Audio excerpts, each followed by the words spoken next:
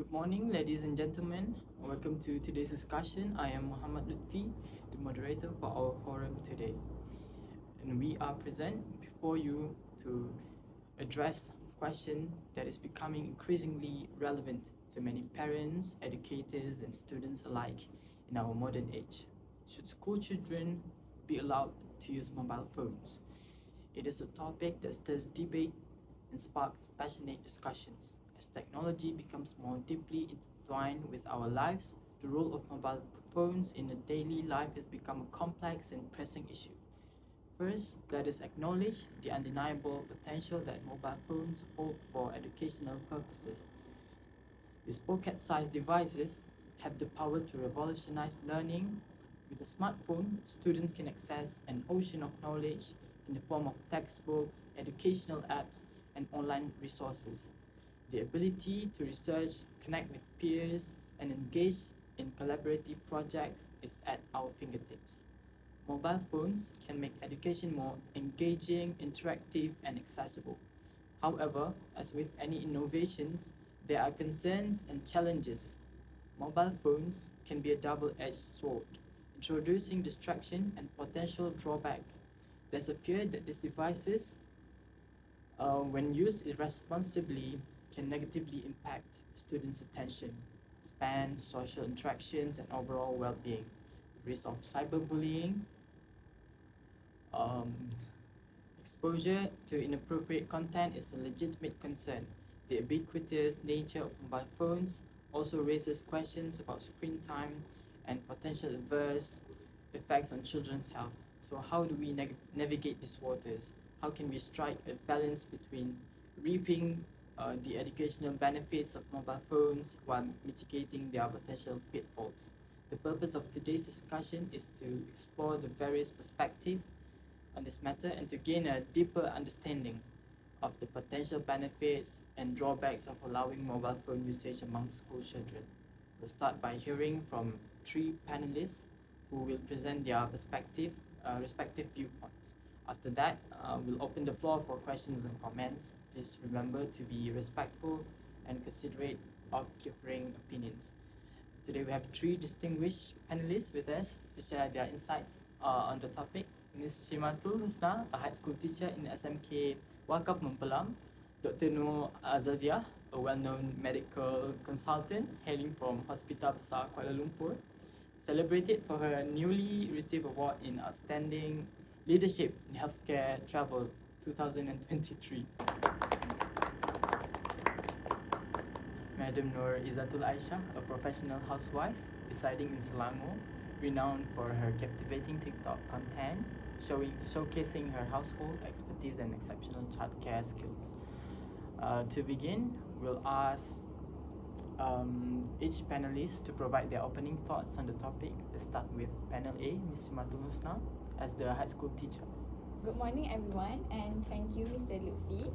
As a high school teacher, I've seen how mobile phones can be both a boon and a ban for students. On one hand, they can serve as valuable educational tools, aiding research and communication.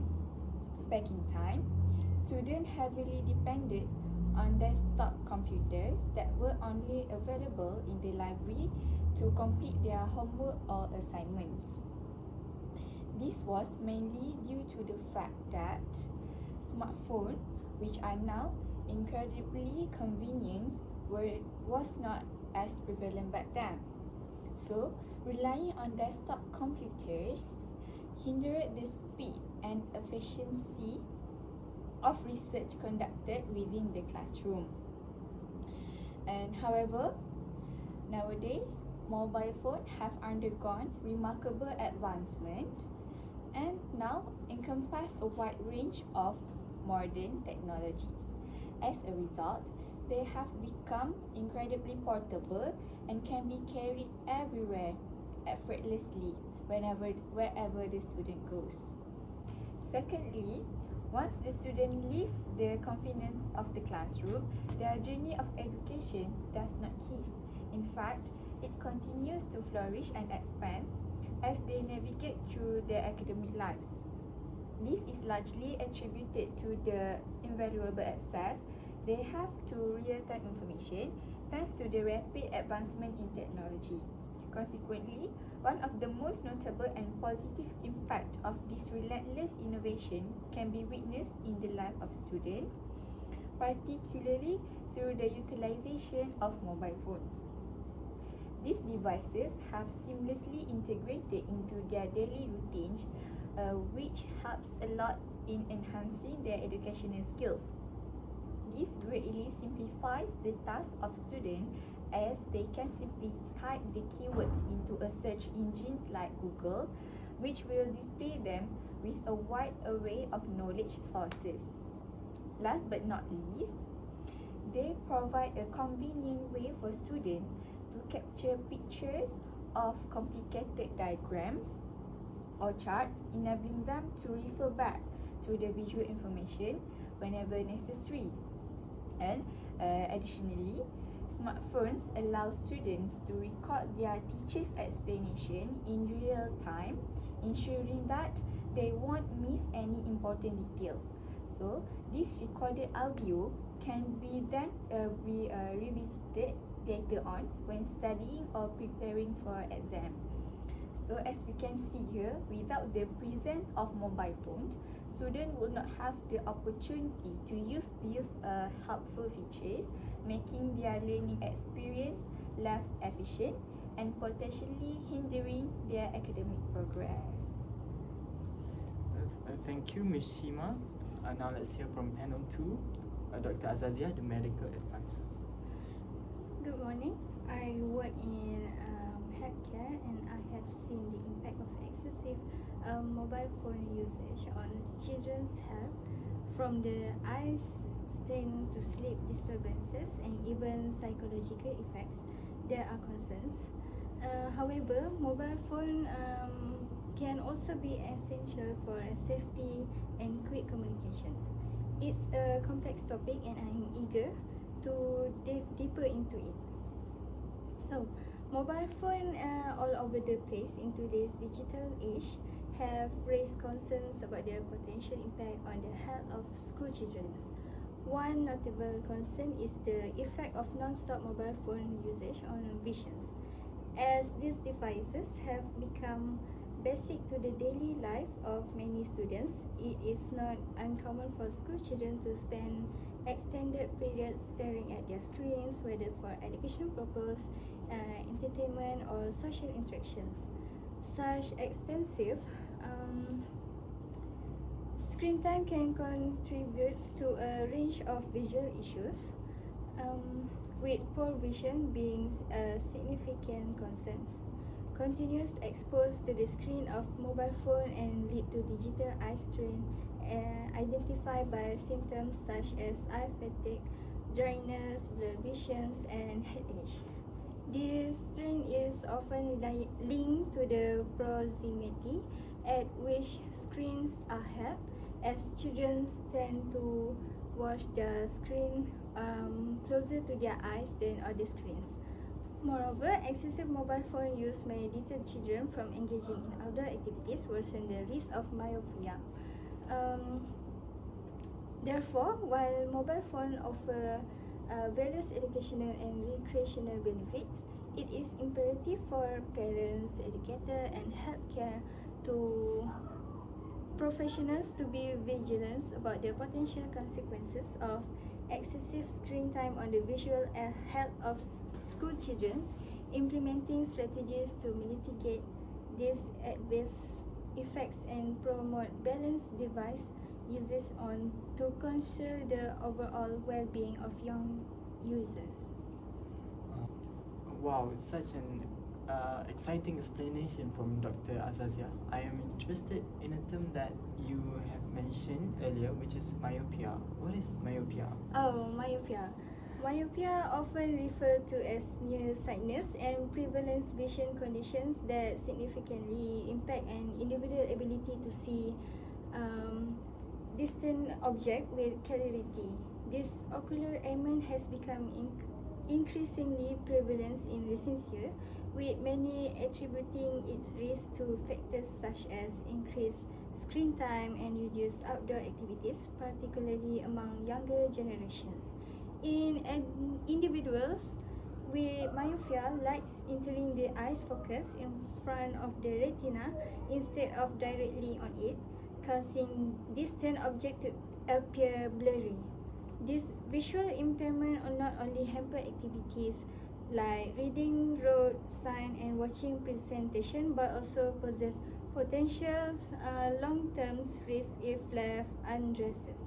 People are more susceptible to eye strain and discomfort, and if not managed effectively, this condition can lead to more severe eye problems such as retinal detachment and glaucoma. Myopia the corrections typically involve the use of prescriptions, eyeglasses, and contact lenses, but in recent years, there has been growing interest in innovative methods like ultrarelitology and especially contact lenses that aim to slow down its progressions. It can to recognize the impact of myopia on our daily life and the importance of regular eye exam to detect and manage these conditions, thereby safeguarding the visual health of individuals in an increasingly screen-centered world. Thank you, Dr. Azaziah, gave such a clear explanation just now. Now let's hear from panel 3, our professional housewife, Madam Izzatul. Please share your perspective on should school children be allowed to use mobile phones. Good morning everyone, and I would like to thank to our moderator today, Mr. Lutfi. For me, I have witnessed how mobile phones can affect family dynamics. While they can provide convenience and educational resources, they can also lead to less face-to-face interaction and probably can cause household conflicts. Finding a balance is a little bit crucial, and I'm excited to explore this topic further. First of all, I believe that interacting with parents and other family members allows children to develop important social skills such as empathy, active listening, and effective communication. These skills are obtained through real-world situation or interaction, not by staring at the screen only. Plus, quality time spent with parents is essential for building strong emotional bonds that are able to provide a sense of security, love, and trust. This is crucial for a child's emotional and social development. For example, I am not really keen with when they play with their phone at the dining table. When it comes to eating, parents and kids should have a meaningful conversation.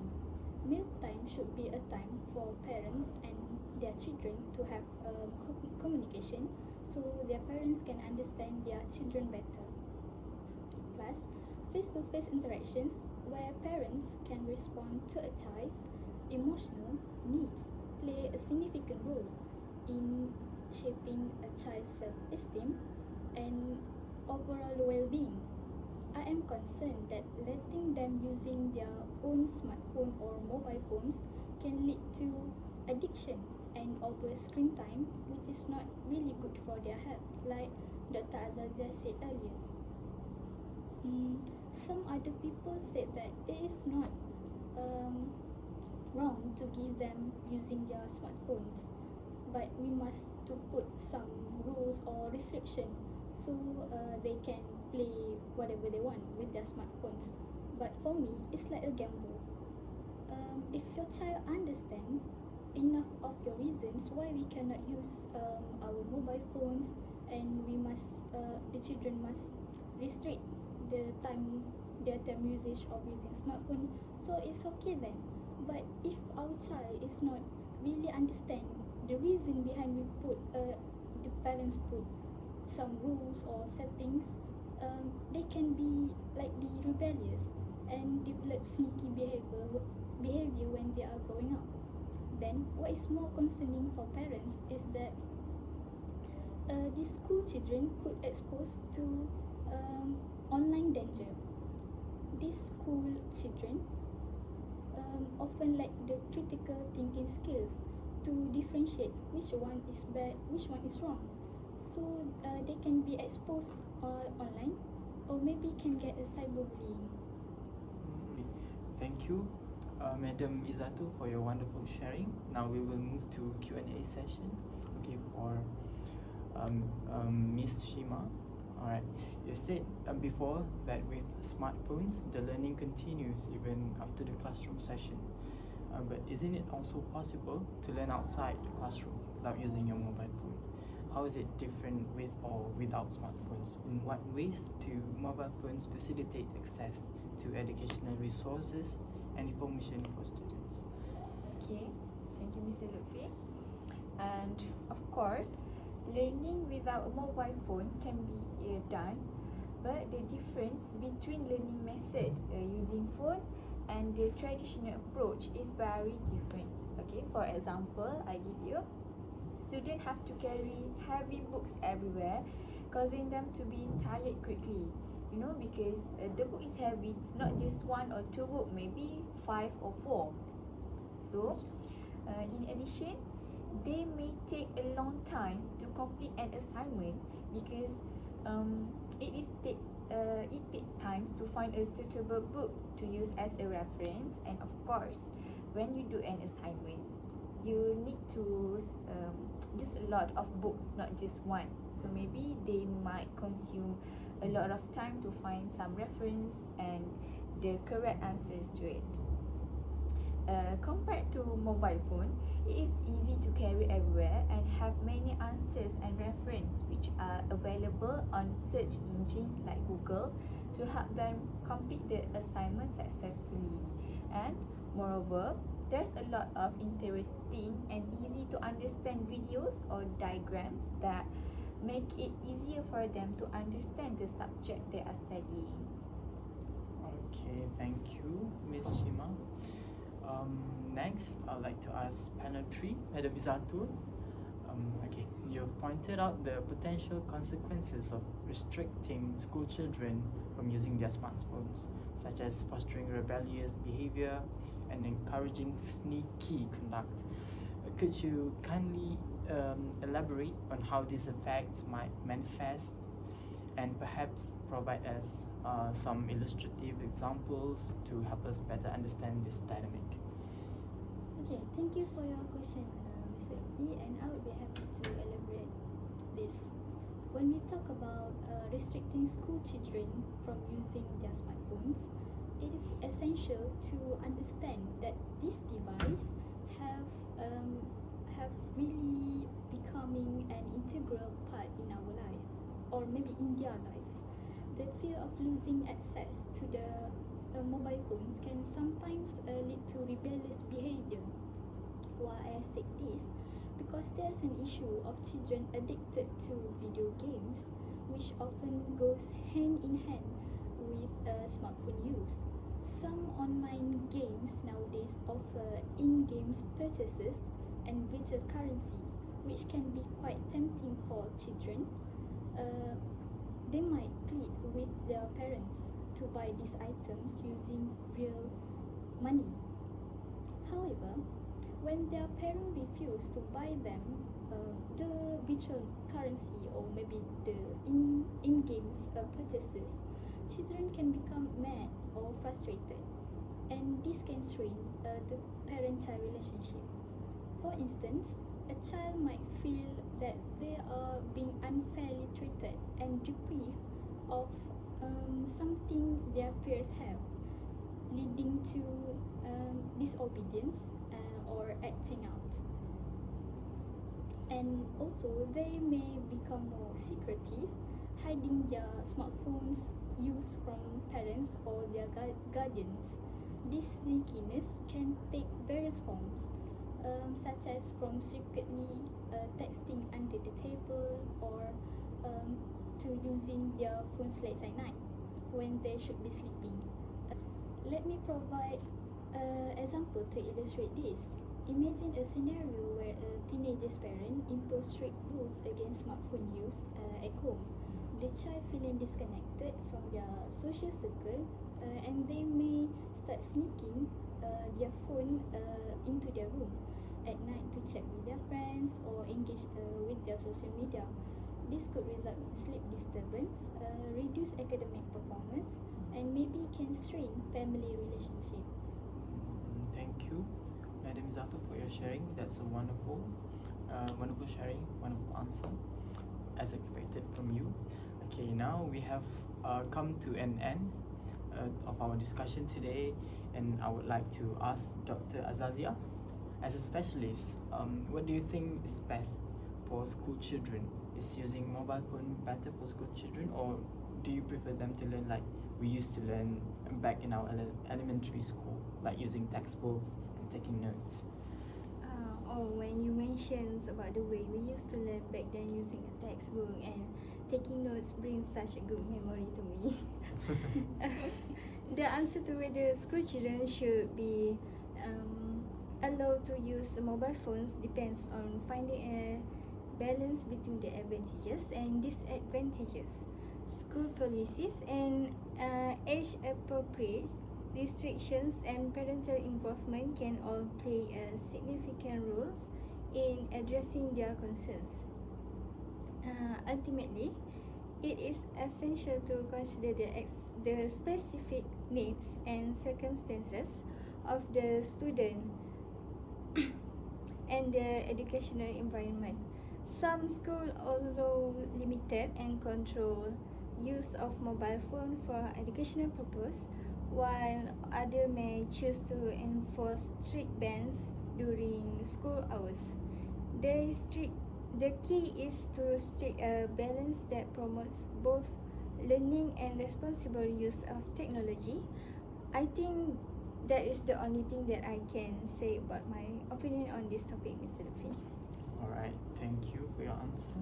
Alright, we've had a thought-provoking discussion today, exploring the educational, health, and household perspective on allowing school children to use mobile phones.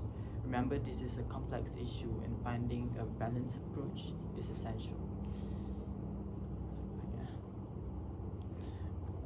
Thank you, the three of you, for your valuable insights. It's clear that this is a complex issue with various perspectives. As we conclude, I encourage everyone to continue this conversation in your communities and schools. It's important to strike a balance between the potential benefits of mobile phones usage for educational purposes, and the concerns about distractions and screen time.